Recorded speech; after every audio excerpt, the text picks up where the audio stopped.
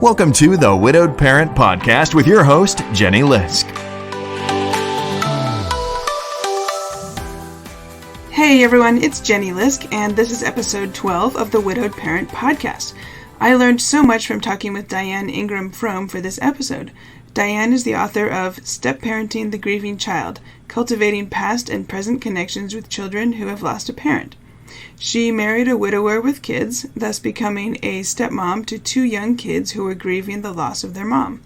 She entered this role full of optimism and found it much harder than she expected. She couldn't find any books on step-parenting grieving kids, so she did extensive research and decided to write that book herself. Some of the topics that we discussed include, if the step-parent isn't replacing the deceased parent, what then is their role with the kids? The importance of the step-parent helping the kids honor and remember their deceased parent. On still being in the get-to-know-you phase after even several years. The step-family cycle. Common step-family myths. The importance of maintaining relationships with the family of the deceased parent. And tips for preparing to marry into a widowed family. If you're a widow who has remarried, or someone who has married into or is considered marrying into a widowed family, I highly recommend reading Diane's book. I think you'll find lots of advice and perspective that will help you as you embark on this new phase of your family's life. I hope you enjoy my discussion with Diane Ingram Fromme. My guest today is Diane Ingram Fromme, author of Stepparenting the Grieving Child. Diane is joining us from her home office in Fort Collins, Colorado. Diane, welcome. Thank you so much, Jenny. I appreciate you inviting me on the show. So I'd like to ask you to start, if you would please, by reading a passage from your book. And this is from the start of chapter 6. And just to set it up for listeners, at the time you had been married to Brian, a widower with kids, for 2 years. And your stepkids, Brittany and Ian, were 10 and 8 years old. That is correct. Here we go. During Brian's and my pursuit of grieving stepfamily support, we met our new family therapist, Dr. G. He wasn't just any garden variety counselor. He had a goofy grin and a way of making us laugh hard, at least once during the session. At one of the get-to-know-you appointments, he met with me separately. "So, how's it going with the kids?" he asked. "Pretty good most of the time," I said. "But there are times where I feel like none of us are really comfortable being with each other." "Well, how long have you known them?" I sat up a little straighter in my chair. "Going on 5 years now." "So, you are still in the relationship building phase," he said. I nodded my head in the affirmative until his words caught up with my ears. "What?" My eyes popped. "I said 5 years. "That's right," he said. "The relationship building phase goes on for a very long time, even 10, 12, 15 years. I couldn't believe what I was hearing. All those rooms shared during vacations, school lunches packed, and hot pretzel and cheese snacks baked after school. Didn't these little traditions mean that we had created a solid relationship? Dr. G proceeded to tell me about guidelines I'd only heard of recently, but didn't yet believe. You shouldn't be disciplining the kids during the relationship building phase because you haven't yet earned their trust. Oh dear, I thought. And it would be good for the kids if you thought about ways to remember Kathy's birthday and death date anniversaries, he mentioned. The chagrined look on my face caused Dr. G to take a gentler tone. "Maybe we should start at Grief 101, he said. Wow. Thank you for sharing that. When I read that earlier, I was really surprised that your therapist said, 5 years and you were still in the get to know you phase? Yeah, well, that was the huge turning point for me to hear that. And I have to tell you that hearing and really bringing it into my heart, of course, are two different things. But I was shocked. I just had not really understood that step family development could take that much time. And I would say it took me a good another 5 years to really accept that this was true, and that that there were times and places where I could discipline and help Brian with that, and there were times and places where I really needed to leave that to him. Mm-hmm. Interesting. Okay. Do you think this is a common situation that maybe step parents don't, have the kind of the same surprising reaction that you had or I had to that comment? Do you think it's common for people to think it would be quicker than it is? I do think it's common. I think a step parent, probably most step parents, enter a step family with a lot of optimism and a real moving forward mentality and momentum. And I think that forward motion really is what takes over. Many people do not do research on the step family cycle, which is a very real and well researched. It's not even a timeline, it's a phased approach to how step families might develop. And that was originated by Patricia Pappernow, Dr. Patricia Pappernow. And she just did some foundational work there. But if you're not thinking about going and researching step families, you're not going to come across that. So I do think it's very common. Let's come right back to her step family cycle, because I think it would be good to understand that a little bit more. But first, could you just maybe tell listeners, how did you happen to become the step parent of grieving kids, and how long now have you been a part of this family? Sure. Let's see. Well, Brian and I have now been married it'll be 25 years this July. Wow. And I met his kids because we worked together. I had met his kids, and I had met his former wife as well. Probably, I'm going to say 28 years ago, something like that. And of course, at the time, I had no idea. I had no idea how, that the kids and I would eventually end up in the same family. But while we were working together at a major electronics firm, Brian kind of disappeared for a while, and then I learned that his former wife had gotten cancer and was going through a number of treatments. And it was interesting because around the same time, I had been married before, and I had separated from my husband. And when he came back, he was really ready to talk about he needed friends. And so, different people in our division would go out to lunch with him, and I was one of them. So that's kind of how we got to know each other. And,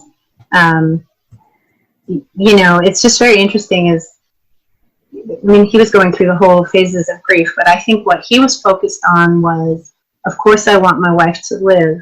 However, I need to be prepared to raise my kids if she does not live. And so I think he and she, were in two, different spaces in that regard. And he was trying to maintain some semblance of what would I do if she passed away.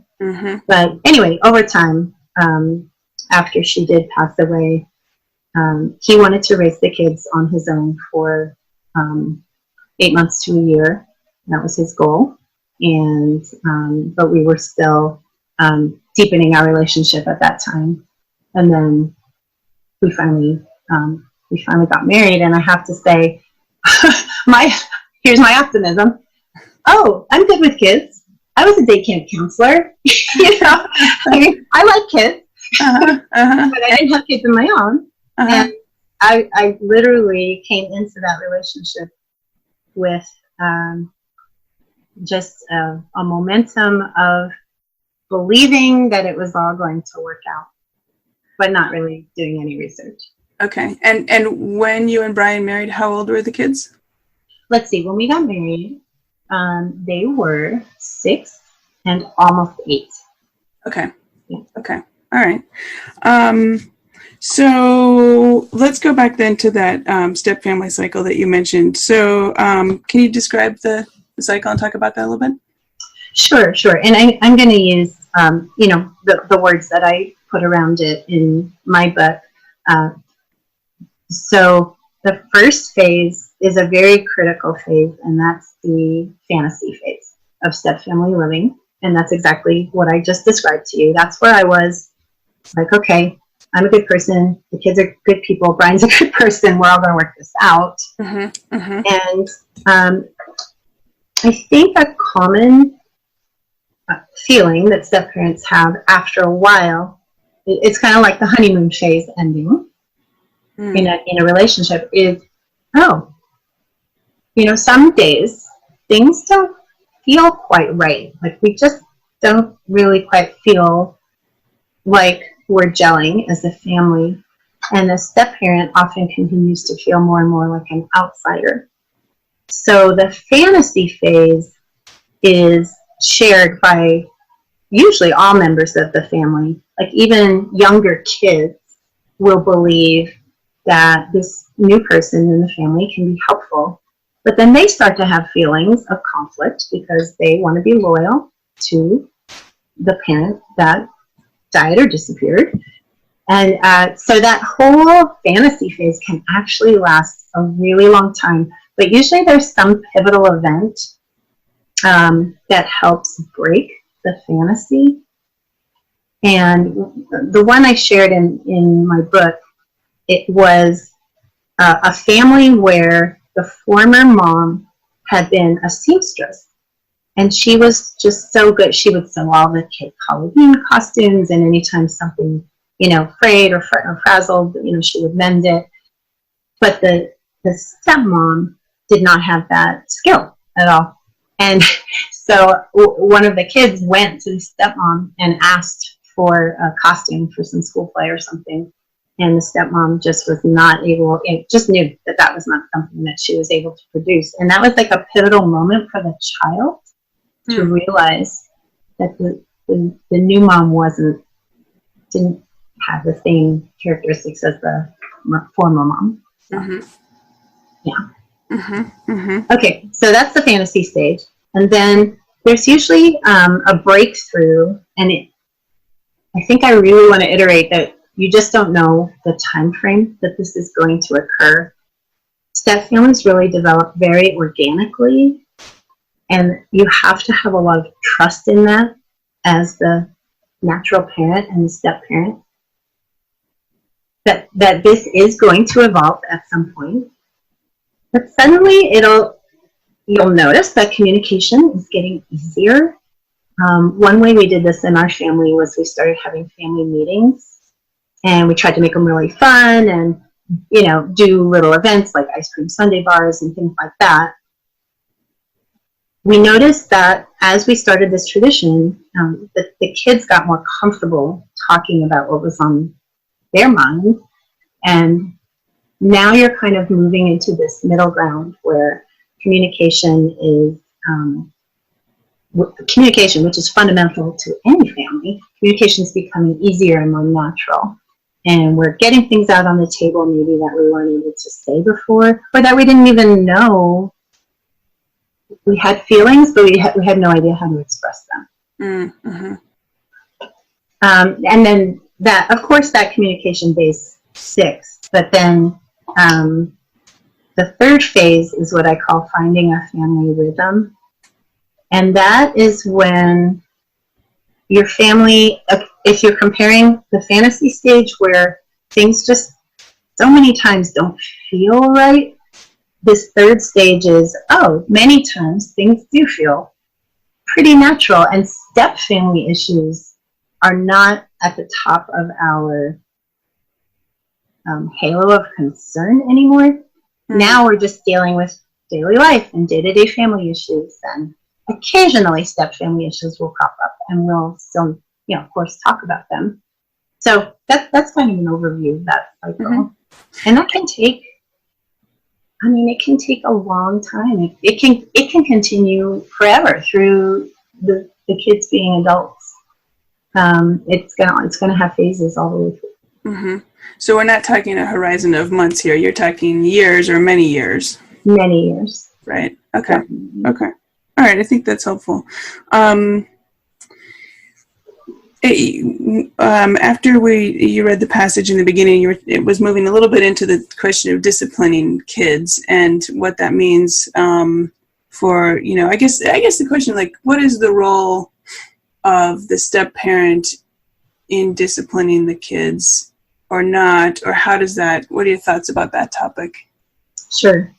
So I'll say a couple general things about the role of the step parent, and then if you have a pen and paper handy, I have a little exercise that we can do to actually visualize what a step parent's role might be with regard to discipline.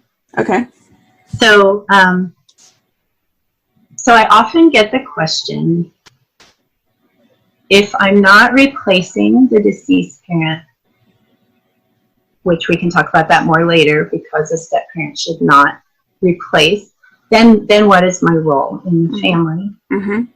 So I came up with the phrase that step parents are the and in the family, not the instead. So instead is replacing, and is I am an additional person, resource, guide. I like the word guide in your lives to be here for you and help you. And that word additional, the and, is very important because the more that the kids get that flavor that you mean that, I think the more that they can allow that trust and relationship building to occur over time. Another thing about the step-parent role, where there's been a death in the family, step-parents that are stepping into this role don't realize that they are really on the team of people that need to help honor the deceased parent in some way, or at least allow the space for that parent to be honored within the family. Yeah. So, but specifically with regard to discipline, so just on a piece of paper, if you just draw a horizontal line, it doesn't matter how wide it is as long as it has a left side and a right side. Okay. And some space to write notes around it. So picture this as a continuum of how old the kids are. Okay. And the left side is younger kids. So I would say up to maybe around 10. And then the right side of that continuum would be like teens to adult stepchildren. Okay. Okay. So as you look at the continuum, where did you enter the step family? Or if you are considering marrying a widow or widower, how old will the kids be when you join the family? Okay. So if you are more on the left side, then you are going to have more what I call relationship runway to move organically with the family over time and build relationships with the kids.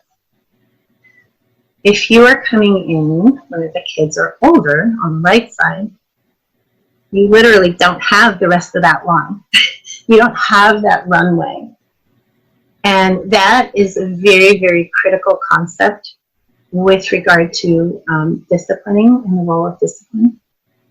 Because I feel, and have also been told by therapists and by doing research, that over time you earn some trust and more of the right to provide the discipline. But at the beginning, no matter how old the kids are, the mantra should be connection, not correction. Connection, not correction. Okay. Yeah. Okay. And that is a phrase also, Patricia Papineau coined that phrase, and I really, truly believe it. Especially looking back, I have the advantage of hindsight now, and especially looking back over the years of being with my step family. So, if you are coming into a family with older children, there's actually a movement I've been reading about. It's called Living Apart Together. I'm not suggesting this, but I do want to talk about it. Some families that have kids that are maybe 15, 16 and older are deciding to keep the couples, each member of the couple is keeping their separate home, and they still date, they still hang out at each other's houses, but they don't actually merge the families until the kids are launched. Whether that means going to college or off on a gap year or starting a job.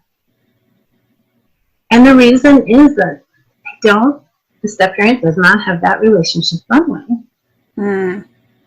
And so the whole discipline issue with, if you think about child development, take out the step-family dynamics, and I feel like the teen years are just like you take the dinner plate and you just flip it over. I mean, you're just overturning the apple cart because it's such a unique developmental phase. So to layer the step-parenting dynamics and the step-family cycle and the teen years, that's a lot. That could very well detract from the relationship that a widow or a widower would like to develop with a new person in their life. And so I'm just throwing that out there because I read about this first maybe about a year ago, and I was kind of surprised. Like, wow, why wouldn't you just move in together? And the more I read about it, the more sense it made in this context. Interesting. Okay, thanks for sharing that. Yeah. You mentioned something interesting that I wanted to circle back on, this idea of not trying to replace the deceased parent. So maybe you're coming into the family in the same gender role as the parent who's deceased, but you're not that person. Can you talk a little bit about not trying to replace that parent and why that's so important? Sure. So the kids, okay, so let's start with a divorce scenario just as a comparison. Sure. If there is another parent who is accessible and the children are spending time with that parent, they're continuing a relationship with that parent. Okay. Now, in the scenario where a parent has died, there's a temptation to step into the gap as a step-parent without realizing that the kids still need to continue a relationship with the other parent. And the phrase in psychology research is continuing bonds. Okay. So to be able to recognize that there are going to be certain days and times, maybe predictable like anniversaries, but maybe not predictable, where a young person will just really be missing something, some aspect of that parent that's gone. And I think at the very least, the step-parent needs to be sensitive to this knowledge that this is not a personal attack. This is simply a young person missing somebody who's gone. And what I often advise is connecting with our own losses to build empathy, to be able to at least recognize and be sensitive to other people's losses. And when I first married Brian, I had lost my father very recently before that. But I think in the whirlwind of a new romance, I didn't really connect with that, the empathy. And it took a longer time in losing other things in my life, either important goals I was trying to achieve that didn't work out, or people, to go, oh, I know how I feel when I'm thinking of this person who's not here anymore. And that's got to be how, my stepkids feel when they're thinking about their mom. Mm-hmm. So do you have any tips on how to help the kids remember that deceased parent? And how, is that your role as a step parent? Is that the role of the surviving parent? Is it a joint task? I definitely feel that the surviving parent should take the lead in that regard. Even if you feel like you've developed a fairly trusting relationship with your stepchildren, I know from experience that I would come up with ideas that I thought were really fabulous, like a balloon release, Uh-huh. But the fact that I was suggesting it wasn't coming from them, it wasn't coming from Brian. Mm-hmm. They didn't fly. Mm-hmm. And then, no pun intended.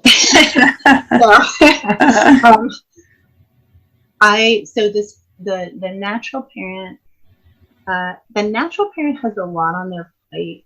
Mm-hmm. They really do. They're the key link between past, present, and future.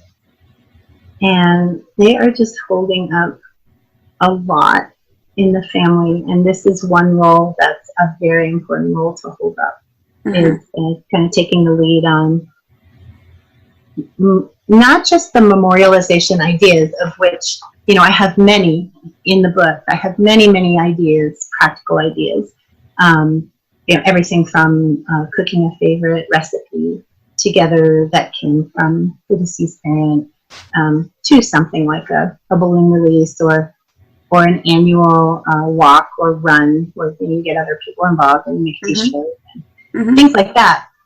And so there's plenty that people could read up on about the logistical ideas, but I think the key thing is getting the energy and the awareness to actually make the move to try to get the kids talking about their feelings, drawing them out, and seeing what they might want to do, especially on those anniversary dates. And that it takes a lot of energy. It's way easier to just ignore it and pretend that everything's fine, because on the surface, it just, everything does seem fine. It kind of seems like just any other day. Mm-hmm. Yeah. And I know you talked a little bit about in the book about how the deceased parent is still very much a part of your new family. Mm-hmm. Did that surprise you, or what do you have any additional thoughts on that?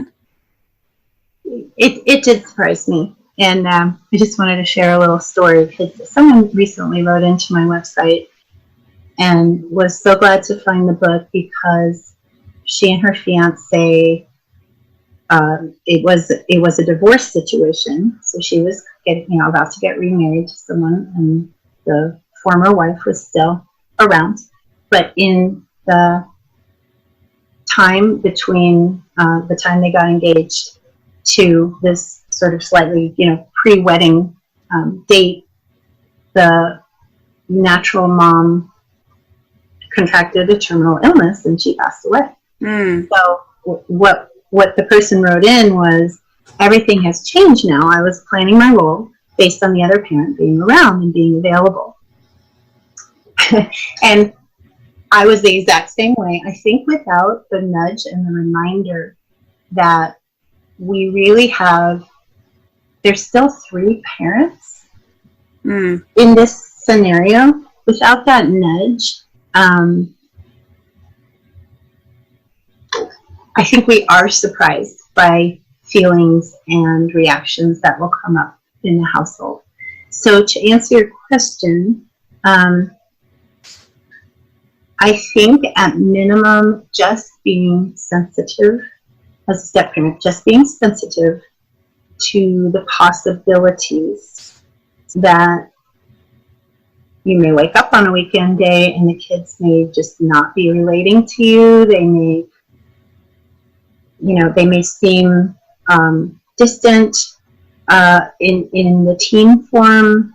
They might be, outright ignoring you or being rebellious. Just being aware that these things can happen at almost any time And I think I mentioned not taking it personally. That's a whole nother topic we can talk about. Mm-hmm. But beyond that, to be in communication with the natural parent if you're observing something like that. Don't, talk about it, and the two of you be a unit to be able to address, hey, what might be the best way to vocalize this behavior and actually say, hey, we're observing that, maybe you have a little less energy today, or you seem quiet today, and to be able to decide what to do with that, but then let the natural parent take the lead. Mm-hmm. Okay. And you mentioned this person had written into your website, so I think that brings up an interesting topic. It sounds like she's preparing to marry into this family. So what sort of preparation or reflection do you recommend, for someone who is preparing to marry into a family with a widow or a widower and some children? Okay, good. So I think the first thing is to really be aware of what kind of mindset you're bringing into the relationship, and to be really honest about that. I mentioned that I was kind of a fan of kids and pretty optimistic and actually looking forward to having kids. But I didn't come in with kids, so many parents might be coming in with kids already. So I think there's a lot of different mindsets that you could have wanting to remarry. I mean, of course, and hopefully there's love at the heart of that new relationship. But there are other things too, like maybe there's financial security. Maybe there's, I'm tired of being a single parent. If you are bringing kids into the marriage, I'm tired of being a single parent. This takes a lot of energy, and I want a partner. I want a life partner to do this with me. So where are you coming from coming into this relationship, and then where is your partner coming from? And to be able to have that discussion as two adults, and to really reflect on that with each other and see how that might affect the parenting responsibilities even, and the long-term projection of how to either blend two families or even just bring a single individual that doesn't have parenting experience into a relationship. So I'm always a fan of trying counseling. I think take all these dynamics out, and premarital counseling is a great idea. Uh-huh. Now you're adding these dynamics, so it's an even better idea. Uh-huh. So I would definitely encourage looking up a family therapist and getting some professional advice in addition on what should we be thinking about heading into this relationship. And then the other thing is, if you are listening and you are considering getting into a relationship, do not hesitate to run right out and read about that Stepfamily cycle and figure out how that speaks to you.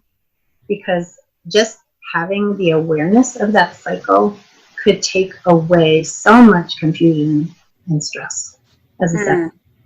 Mm-hmm. Mm-hmm. And then the final thing I would say is,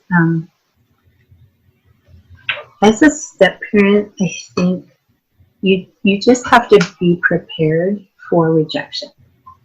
There is going to be some form of rejection. We, in interviews and stories I've read over and over, you see when a couple is dating and the relationship with the kids, or maybe the step parent had a different role in somebody's life. Maybe they were a nanny or a teacher or somebody's coworker, and the kids had one view of that person. Now you're getting married. The way the kids will react once the deal is sealed really changes. And we read that over and over and over, even in the case of a man and woman who were an aunt and uncle to two children. And then the mom died, the natural mom died, and the father was in prison. And so the aunt and uncle took the kids in. They had a great relationship with the kids as aunt and uncle, but now that they were the step-parents, it all changed. And they kind of had to start over with relationship building. So these are all dynamics, I think, to consider when entering. So that's reminding me, you mentioned a minute ago about not taking things personally. Because it seems like it would be tricky to do. I guess, what advice would you have for a step-parent maybe getting a cold shoulder from teenagers or something? How they should maybe view that and react or not react or handle that. Yeah, this is such a tough topic. It's so easy to say don't take things personally, and then in the daily life, we just will take things personally. So, yeah, I do have some suggestions though. Okay. For me, so let me get to that page here. I'm going to read some of these from the book. So I have schemes to depersonalize rejection. And some of these are fun and even interactive. Especially if your kids are younger. We used to call it getting down on the floor and playing, just hanging out. You're really at first engaging with them as more of an observer. But if you can get them into either verbalizing or drawing or writing how a situation feels to them, and you could ask a specific question, or you could just have them draw how they're feeling that day. It's pretty interesting what can come out of that. Colors, shapes, not in the work that I've done, but I remember very distinctly at a conference, a young boy had drawn a picture of himself with like blood coming out of his heart. And that was like his way of expressing how deep his sadness was. So art and any kind of fine art, art, writing, performing, that can be a very powerful release, I think, for children. Another thing that I would always recommend at any phase of step parenting is going bigger than yourself. And whether that means, if you're a person of deep faith and you turn to your spirituality, or if you are a person that really likes to give back to the community and do community service, engaging in anything that is at a higher level of giving back or explaining things in the world is going to bump up. It just bumps you up a level. You don't kind of sink down into that nitpicky, personal, he did this, she did this, I did that, I said that. So being able to have regular ways to connect with the world in a way that's larger than yourself, I think that's a very, very important strategy. And that goes along with, I'm a huge, huge advocate that self-care is not selfish. And so for both the natural parent, the widow, widower, and the step-parent, just because you're in this situation doesn't mean you have to devote every waking minute to being aware of where your kids are at and what they're feeling. I mean, you have to take care of yourself to be able to give back to them and be present for them. So, and finally, I have, I took a strategy from an author named Sue Feely, who developed a compassionate detachment strategy. And I really love this one. And I use this a lot, especially when my stepkids were teens. So compassionate detachment is, I'm going to step away from engaging in kind of a daily relationship building and focusing on every little interaction that happens. So I'm going to remove myself a level and take care of myself. However, if my stepchild is coming to me with something that they need from me, I will be there for them. I am not removing myself completely from the relationship. I'm not cutting it off. I'm not pushing them away, but I'm taking care of myself, and I'm still on some level being available to provide compassion to them should they want that from me. Because if they're coming to me and asking for something, I want to be there for them. Mm-hmm. Yeah. Mm-hmm. Mm-hmm. And so, and the detachment part though is not like pushing at them. It's more letting them come to you. Exactly. So it's, I see detachment as in like sort of removing myself away from the daily interactions and investing that energy that I would normally be putting into trying to make a relationship, investing that energy in something that's building me up. That's good for me. Because again, that's gonna make me a better me for them. Mm-hmm. If I'm doing that. Mm-hmm. Mm-hmm. Okay.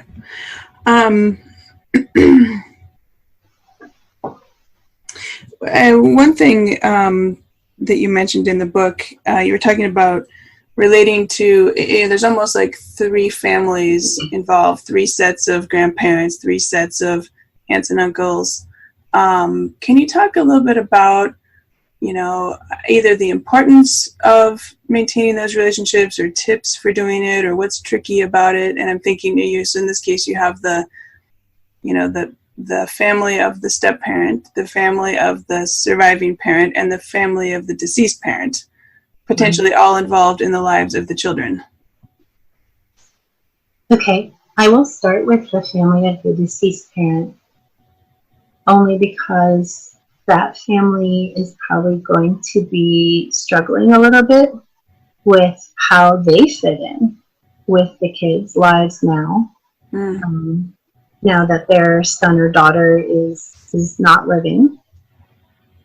And I know that this takes a lot of good adult communication to be able to work out that relationship and where it stands. So again, back to the Atlas surviving parent who's holding up a lot of weight and balls. But the natural parent is probably the person who can help best facilitate that relationship, since he or she knew that the grandparents in the capacity up to this point. Mm-hmm. I will say from the kids' perspective that any blood relative of the person they lost is hugely important in their future development. Those people can help continue the bonds with the lost parent, because they can spin the stories, they can show the items, they can have the kids come visit and say, this was your mom or dad's room, or this is what I've saved. There's a role that the blood grandparents play on that side of the family that's irreplaceable. And so at a very minimum, I believe it's important to develop a civil relationship with that side of the family. It's really for the sake of the kids, and again, that concept of continuing bonds. Mm-hmm. So that is what, that's what we call the third set of grandparents. So I can speak for my own My father was deceased by the time I married Brian, but my mom really was around for maybe at least 10 years of the kids' development. And, she really did try to be there for them and treat them the way that she treated her other grandchildren. I mean, that was just something that she really aspired to. And being her age and being through her whole life, she was also a stepmom. She also had developed a healthy sense of sometimes this works and sometimes this doesn't. And sometimes they want to be close to me and sometimes they don't. And so she was pretty good about knowing when to step in and knowing when to let go. Yeah. And I think the easiest of those three groups then is the parents of the natural parent. That's the surviving parent. So the grandparents that they're just continuing the relationship in a very similar way, I believe, to the way it was before. Not as much has changed in their world. Right. Sure. Okay. All right. Thank you. And I wonder about situations where maybe additional children become involved in the new family, either because both parents getting married are bringing children into the family, or because perhaps the new couple has an additional child or two, which I think was your case. Yes. So how are the dynamics around that? Or do you have any advice around, I guess, around that topic of having two or several grieving children and then adding more children into the family? Sure. Well, I'll speak of my case where there was a certain, I think it was 5 years before Brian and I had a baby together. And so what was nice about that was that we did, I think I was fortunate, although I wish they could have not lost their mom, of course, but fortunate that I did get to have that relationship runway, building time with them. Okay. So I think we had about almost 5 years. Yeah, 5 years of marriage until Amy was born. And I think being very inclusive and answering all of their questions. This is a time when family meetings really played a huge part in communicating about what it might be like to have a new baby in the house. But the word inclusive would be my guideline to strive for. You definitely wouldn't want, your stepkids to feel like, oh, now that the new baby's here, all bets are off. Now I'm going to lose another mom or dad because they're just going to be busy all the time to care the new kid. And practically saying that, I think we were really good about including the kids with public planning and what might this be like, and what will the baby call you, because we call you Diane, and just really, really good questions that they had. And then just be aware that if you are a mom and you have a baby, there is a certain amount of energy that's going to go naturally to taking care of the baby. A good thing too, because it can allow you to be investing somewhere else and not being so focused on every little thing that your stepkids say and do. And then the other situation where two families are blending and they both have kids, that just takes a ton of communication. That's the go-to in that situation. So the fantasy stage of that situation is, of course, like the Brady Bunch, right? Everybody thinks of the quintessential blended family. But it, of course, is not going to really work out like that. And so moving into that middle phase of high communication and family meetings is really, really important in that sense. An upside, though, I think, of two larger families blending is that the kids are going to figure out ways to form bonds with each other, not orchestrated by the parents in any way, shape, or form. And I think that's really good and healthy. Also. Okay. You mentioned that the kids call you Diane, and I think there was a funny story in your book about the question of what the kids should call you. Yes. This is the one where I say, don't try this at home.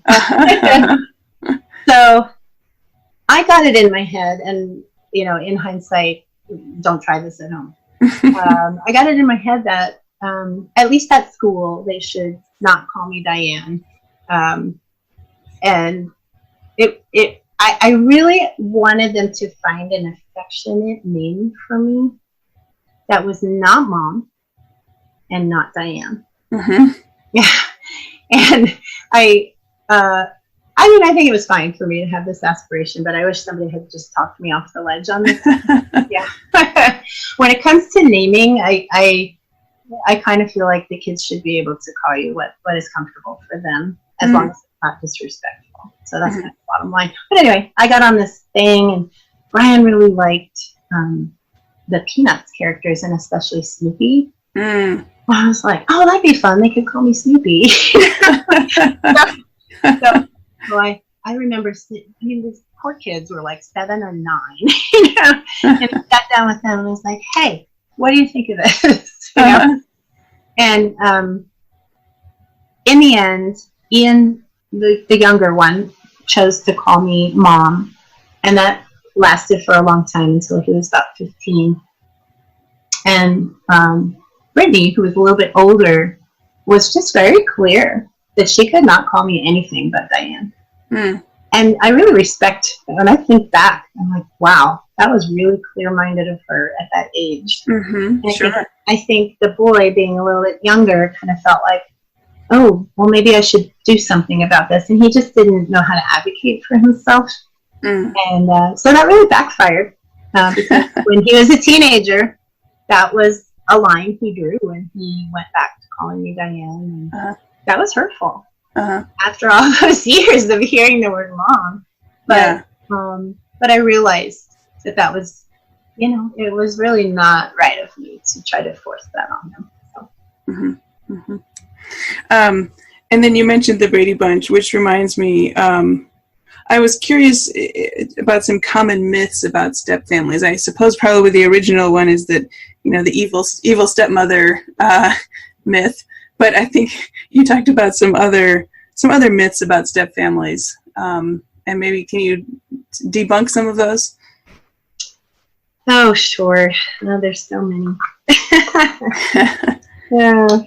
Well, about the evil stepmom, I will say that media plays a huge role in that.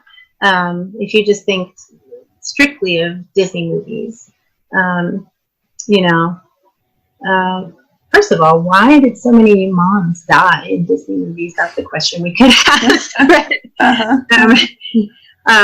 The stepmoms, Cinderella is sort of the classic example. I mean, the stepmoms and the stepsisters were totally oblivious to Cinderella's needs, and what Cinderella needed was just never talked about or discussed. So I think that's an easy one to debunk, because we can see as adults that that's come from media bombardment, and just to make jokes about that even. So I interviewed one psychologist who said that one of her clients actually chose the name Wick for Wicked. And she didn't even ask, because she just started signing cards, and she would refer to herself as Wick, and she would make a joke about it. It's like, hey, I'm the wicked stepmother. So I thought diffusing myths with humor is certainly a great way to approach those. One of the ones I think you mentioned, that the myth that there's only one kind of ideal family, the original family is somehow the ideal, and this idea that a step family is sometimes viewed as a dysfunctional first family rather than its own unique entity. Sure. And getting back to that step family cycle, that's why reading that and internalizing that is so important.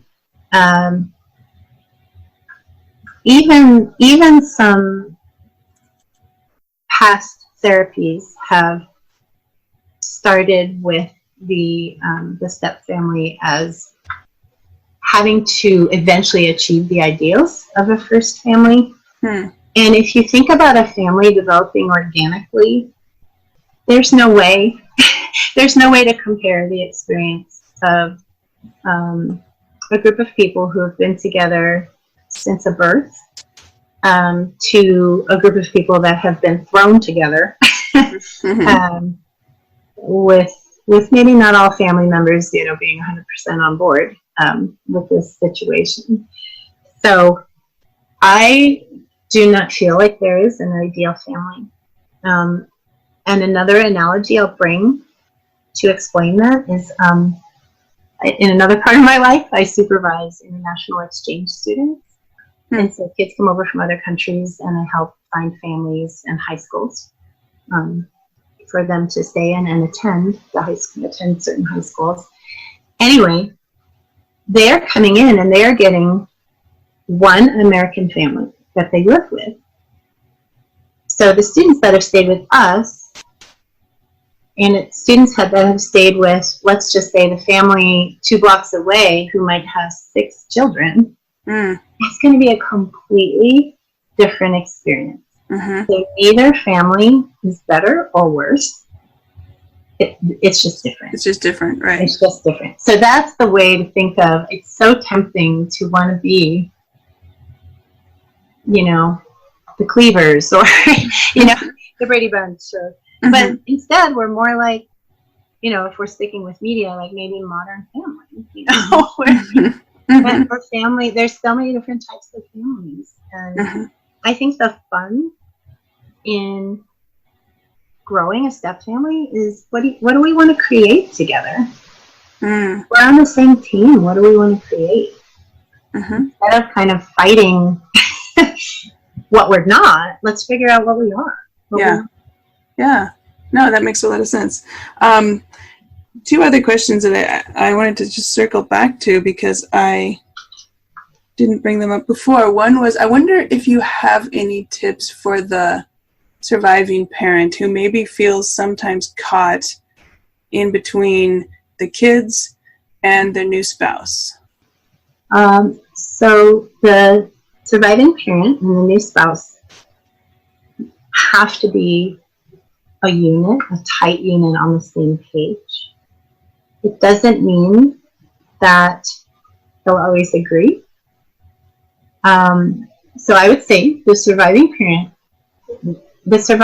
parent probably, unless that person has been in a step family, probably doesn't exactly know how to relate to the outsider feelings that a step parent might be feeling, just to be sensitive to that.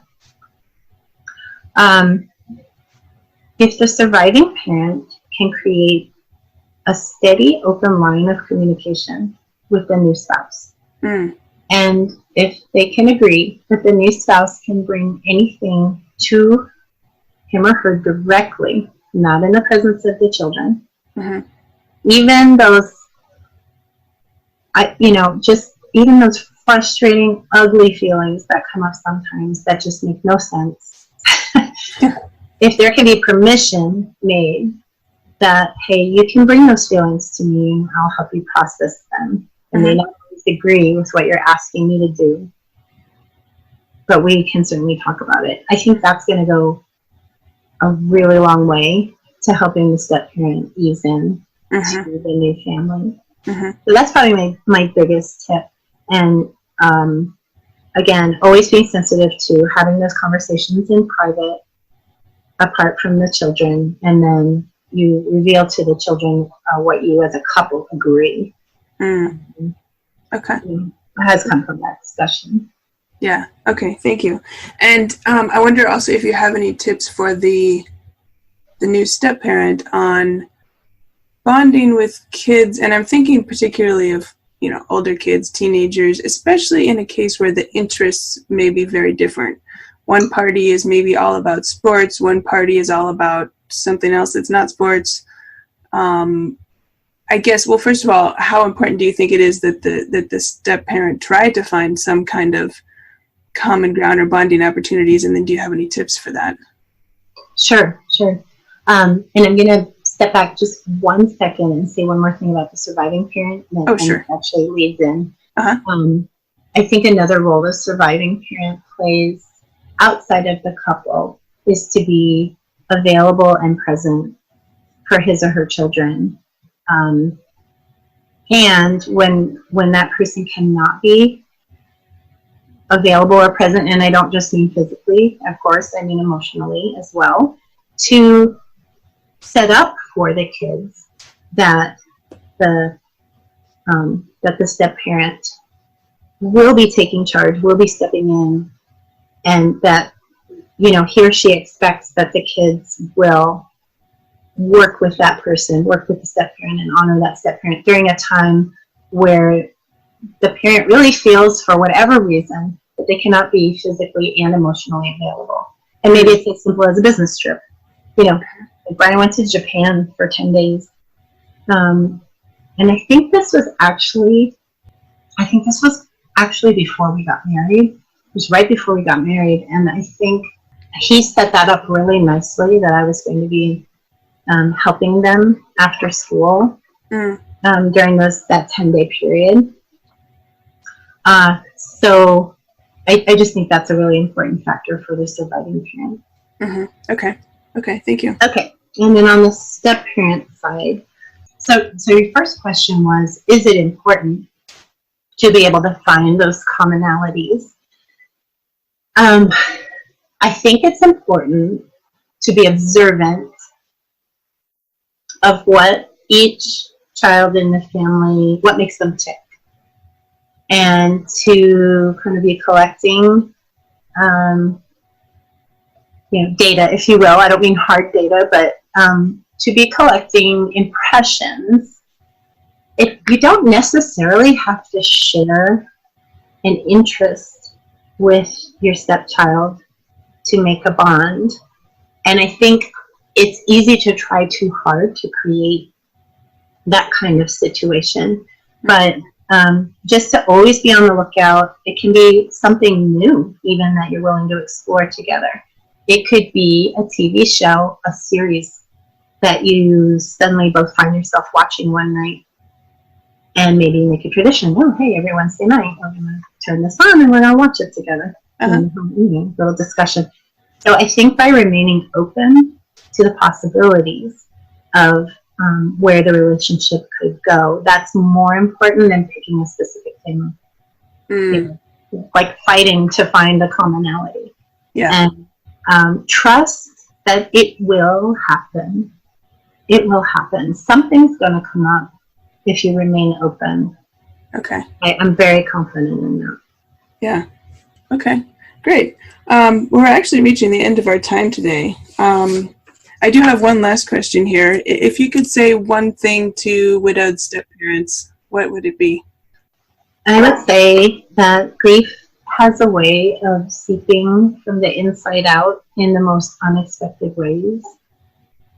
And to be prepared and open to field unexpected situations, with keeping in mind of honoring the deceased parent in that whole picture, is probably one of the most important things that you can bring to the relationship, even more so than finding a common sport or activity. Mm-hmm. And I believe that remaining open to ways to help a child navigate their grief process is going to be one of the keys to deepening that relationship with that, which then unlocks the doors to so many other wonderful things, including, the right to eventually step in and provide discipline or provide further guidance down the road when the stakes are higher and the kids are older. Mm-hmm. Mm-hmm. Okay, fantastic. I think that's a great place to end. Thank you so much. My guest today is Diane Ingram Fromme, who is the author of Stepparenting the Grieving Child. Diane, where can listeners find you if they'd like to learn more about you and your work? Okay, so let's start with the website. My website is www.dianeingramfromme.com. So it's just basically my name. Okay. And then the book, Stepparenting the Grieving Child, if you happen to be a fan of independent bookstores, if you're one of those people who likes to see independent bookstores still make a living, one of my favorites that's carrying this book is The Tattered Cover. And it is in Denver, but they have this book available online. So I'll say it again, The Tattered Cover, and they're simply thetatteredcover.com. Okay. And if you're more of an e-reader, this is also available on Amazon in both Kindle and paperback, Barnes & Noble in Nook and paperback, and Mashwords, which is entirely electronic. Mm-hmm. Super. And I think you also have a closed Facebook group for widowed step-parents, or who's the group for? Yes. Well, really, any step-parent that wants to join that has concerns that they want to discuss about raising their grieving kids. Mm-hmm. And probably the best way to find that is just to Google in Facebook. You just search in Facebook for Stepparenting the Grieving Child. It's the same as the book title. And then just request membership and provide me a little bit of information about why you're interested in joining the group. Sure. Okay. Fantastic. Well, Diane, thanks so much for speaking with me today. And thank you for having me, Jenny. It was really a lot of fun. Absolutely. I hope you enjoyed my interview with Diane Ingram Fromme as much as I did. You can find show notes and all the links at widowedparentpodcast.com. Look for episode 12. And thanks to those of you who've written in with what are your biggest challenges as widowed parents. Your questions help me structure the show and the guests to be most useful. In fact, today's show was based on questions that I received from listeners. You too can write in. Just head over to widowedparentpodcast.com and you'll find an easy link where you can submit questions. Thanks for listening. Until next week, keep smiling. Thank you for listening to the Widowed Parent Podcast with your host, Jenny Lisk. Connect with us on social media and at widowedparentpodcast.com.